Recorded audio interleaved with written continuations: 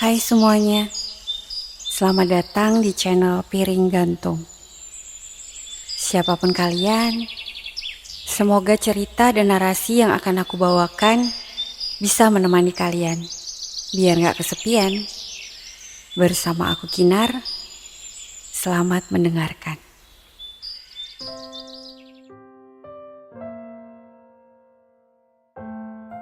Bagaimana kalau ternyata ayahmu memelihara seekor lintah di bawah tempat tidurnya?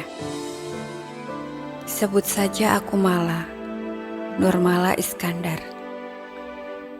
Aku mungkin bisa bilang bahwa aku adalah seorang anak yang beruntung. Dilahirkan sebagai anak orang terpandang di kampungku, bahkan di kotaku. Ayahku adalah seorang pemilik yayasan pendidikan swasta yang cukup terkenal di kota tempatku tinggal. Dan ibuku, toko emas miliknya adalah yang terbesar di kota kami. Namun, aku baru menyadari bahwa aku tidak seberuntung itu jauh lebih awal dari yang kuperkirakan. Sejak usiaku 12 tahun, aku tahu ada yang janggal di kamar ayah. Bukan karena suara-suara aneh, bukan pula karena bau amis yang kadang menguar dari sela-sela ranjang. Ya, ayahku memelihara seekor lintah di bawah tempat tidurnya. Iya, memang ayahmu memang memeliharanya. Aku tertawa. Kupikir itu hanya metafora ibu untuk lelucon yang belum selesai. Tapi malam demi malam, aku menyadari ibu tidak pernah bercanda. Ayah dan ibuku sudah berpisah kamar jauh sebelum itu. Aku baru menyadari setelah dewasa. Bukan karena ibu tidak mencintai ayahku lagi, melainkan karena dia tidak mau mengusik ayah dan lintah peliharaannya. Lintah itu bernama Tari. Aku mendengarnya pertama kali saat ibu membanting piring dan berkata, "Katakan kurangku, biar aku yang mundur kalau memang kamu lebih memilih dia." Setelah itu, rumah kami mulai basah. Bukan oleh hujan, tapi oleh tangis ibu yang tak pernah lagi kering. Pagi-pagi buta, ia akan menyiram tanaman sambil berkaca-kaca. Siangnya, dia pergi ke toko dengan wajah datar hingga malam tiba. Malam hari, ia akan pulang, lalu melanjutkan tangis yang tidak pernah usai di dalam kamarnya. Tari tidak tinggal di bawah tempat tidur lagi. Dia kini duduk di kursi makan, menyeduh teh, menertawakan acara televisi kesukaan ibu. Sesekali dia akan menghampiriku dan mengajak berbincang. Dulu, jauh sebelum aku faham bahwa ia adalah binatang berwujud perempuan, beraroma bunga lavender, aku begitu menyukainya. Senyumnya ramah, penyayang, dan suaranya sangat halus. Harus kuakui dia cantik. Ketika bernyanyi atau bersenandung, merdu sekali. Namun pada akhirnya, aku menyadari dia sedang berusaha menyentuhku, mengambil hatiku untuk sebuah restu. Kejanggalan yang aku cium sedari kecil dulu ternyata adalah dia. Bau amis yang menyeruak dari tempat tidur ayah nyatanya adalah bau lavender yang selama aku kecil begitu aku sukai. Ayah selalu bilang, Mbak Tari itu teman kerja ayah, setiap aku bertanya. Tapi sejak kapan teman kerja punya gantungan baju di lemari rumah kita? Kakakku Bayu sudah menikah. Dia jarang pulang. Katanya terlalu sibuk mengurus anak dan mertua. Tapi aku tahu, dia hanya tak mau melihat wajah Tari yang memamerkan kuku palsunya, seolah itu mahkota. Aku dan ibu menanggung malam-malam sunyi yang penuh ketakutan. Hingga suatu pagi, ibu tidak bangun. Ia tidur selamanya, membawa seluruh air matanya yang tak pernah sempat tumpah di depan ayah. Pagi itu seperti biasa. Aku akan bangun dan keluar kamar, menuju ke kamar mandi, kemudian menyusul ibu di dapur. Biasanya, ibu akan menyuguhkan segelas teh panas untukku. Biar perutnya hangat, kata ibu. Namun pagi itu, yang kutemukan bukan ibu yang tengah duduk mengaduk teh di meja, melainkan ibu yang tersungkur di dekat tabung gas dengan puing-puing pecahan gelas teh di tangannya. Dokter bilang ibu terkena serangan jantung. Itu terjadi mendadak. Aku tidak pernah mempercayainya. Ibu tidak pergi begitu saja. Rasa sakit itu sudah ia rasakan bertahun-tahun. Bahkan sedari awal ayah berkata akan pergi bermain golf bersama rekan-rekannya. Ya, saat itulah awal mula ayah mengenalnya. Setidaknya itu yang kudengar dari pertengkaran-pertengkaran yang sering terjadi antara ayah dan ibu. Mulai dari membawanya menginap di beberapa tempat, jalan-jalan keluar kota berdua, menyewakan tempat tinggal, hingga pada akhirnya ayah membawa Lintah itu pulang. Pemakaman itu sunyi. Bahkan ayah tidak meneteskan air mata.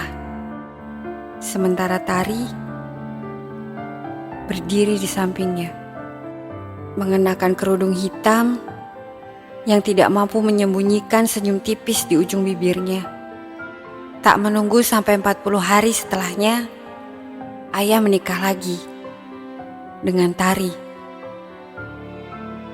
Pesta dilangsungkan dengan meriah. Pakaian pengantin, catering, bahkan gedung sudah disiapkan. Dan para tamu juga sudah menerima undangan. Semua terasa ganjil bagiku. Bukankah seseorang perlu setidaknya beberapa bulan untuk melakukan pesanan catering, gedung, bahkan pakaian pengantin? Seperti seolah-olah pernikahan itu sudah dipersiapkan jauh-jauh hari sebelum ibu pergi. Aku kadang heran, bagaimana bisa ayah melakukan semua ini pada perempuan yang telah mendampinginya dari nol, dari bukan siapa-siapa. Dan lebih parahnya lagi, sahabat dan kerabat yang juga dekat dengan ibu. Bagaimana bisa mereka membiarkan ayah melakukan semua ini pada ibu? Mereka sudah mengetahui ayah memeliharanya sedari awal, tapi tak pernah berusaha memberitahu, bahkan membantu menyembunyikannya. Mereka tidak pulang beberapa hari setelah pesta pernikahan. Dan ketika datang pagi itu, aku sedang duduk di teras sambil memainkan ponselku. Kulihat Lintah itu turun dari mobil sambil menggelendot manja ke lengan ayah. Aku beranjak. Berhari kemudian, rumah mulai berubah. Semua tirai diganti, lukisan ibu dilepas, sofa lama diberikan pada Pak Supir, bahkan bantal-bantal bersulam tangan ibu dibuang karena dianggap kuno. Dipasangnya foto-foto pernikahan mereka di dinding ruang tamu. Digantinya sofa dengan yang baru berwarna biru emerald. Dinding dicat ulang. Bahkan piring-piring dan gelas di dapur ia turunkan dari rak, lalu menggantinya dengan yang sesuai seleranya. Semua yang dia lakukan seolah sedang merampas satu persatu jejak yang pernah ditinggalkan oleh wanita yang telah melahirkanku. Toko emas pun sudah berganti pemilik, Nyonya Tari Iskandar, Lintah gemuk yang sudah menghisap habis hidup ibuku. Dan sekarang dia juga sudah punya mobil baru, lengkap dengan Pak Supir. Setidaknya seminggu sekali, dia akan mengganti cat kukunya dengan warna-warna baru. Seperti biasa, selalu mencolok mata. Aku masih tinggal di rumah itu. Tidak karena ingin, tapi karena tidak ada tempat lain untuk pulang. Aku dibesarkan layaknya seorang putri. Aku bahkan tidak tahu bagaimana mencuci bajuku sendiri. Bagaimana bisa aku hidup sendirian di luar sana? Aku ketakutan. Setiap malam saat rumah sudah hening, aku kadang duduk di tepi ranjang ibu yang kini telah disingkirkan. Aku sadar, takkan lama lagi aku pun akan habis dihisapnya. Hari-hari setelah ibu pergi rasanya seperti hidup di rumah orang lain. Dia masih sering mengajakku berbicara, meski hanya bersambut dengan acuhku, atau kutinggalkan dia begitu saja. Toh dia tak akan peduli akan responku. Semua itu dia lakukan tak lebih hanya karena aku adalah anak suaminya. Ayah, ia seperti lupa bahwa ia pernah mencintai ibu. Tatapannya dingin saat menyebut namanya. Dan ketika aku memeluk bantal peninggalan ibu, ia hanya berkata, "Sudahlah, masa lalu itu jangan dipeluk terus." Aku tidak menangis, bukan karena tidak sedih, tapi karena air mataku sudah habis terkuras bersama malam-malam sunyi di pelukan ibu yang dingin. Malam itu, setelah setahun lebih aku menjalani hidupku yang seperti dalam belenggu, kemudian aku teringat bagaimana ibu berpesan di hari ulang tahunku ke-16, 2 tahun sebelum kepergiannya. Jika rumah ini tak lagi terasa rumah, pergilah. Jangan biarkan dirimu dihisap habis juga. Tanganku gemetar. Itu pesan. Itu izin. Itu restu. Malam itu aku berkemas, membawa seperlunya saja. Beberapa lembar baju dan dokumen-dokumen pribadiku. Aku cek saldo rekeningku. Cukup. Aku tidak berpamitan. Hanya meninggalkan kunci mobil, STNK, dan kartu ATM pemberian ayahku di meja makan. Tepat di sebelah teko teh yang kini diseduh oleh tangan asing. Aku melangkah keluar dari rumah itu dengan dada penuh bara, tanpa mengambil apapun darinya, kecuali serpihan kenangan pahit yang pernah kuhadapi bersama ibu. Di luar, hujan turun, tapi tak bisa memadamkan dendam yang menyala dalam diam. Aku akan hidup. Aku akan tumbuh. Tapi aku tak akan lupa. Ada lintah yang pernah membunuh ibuku. Dan aku akan jadi racun yang mereka sesali seumur hidup. Aku pastikan dia akan membayar semuanya. Aku yang kelak akan menabur garam sebelum dia kering, meregang nyawa.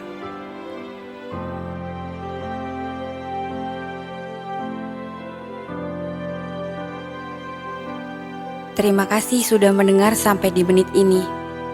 Aku harap kalian mau meluangkan waktu kalian untuk like, subscribe, dan mengisi kolom komentar. Dan aku bakal selalu ngingetin kalian, kalau kalian punya cerita yang mau dibacain di sini, kalian bisa kirim cerita kalian lewat email yang ada di deskripsi. Sampai jumpa.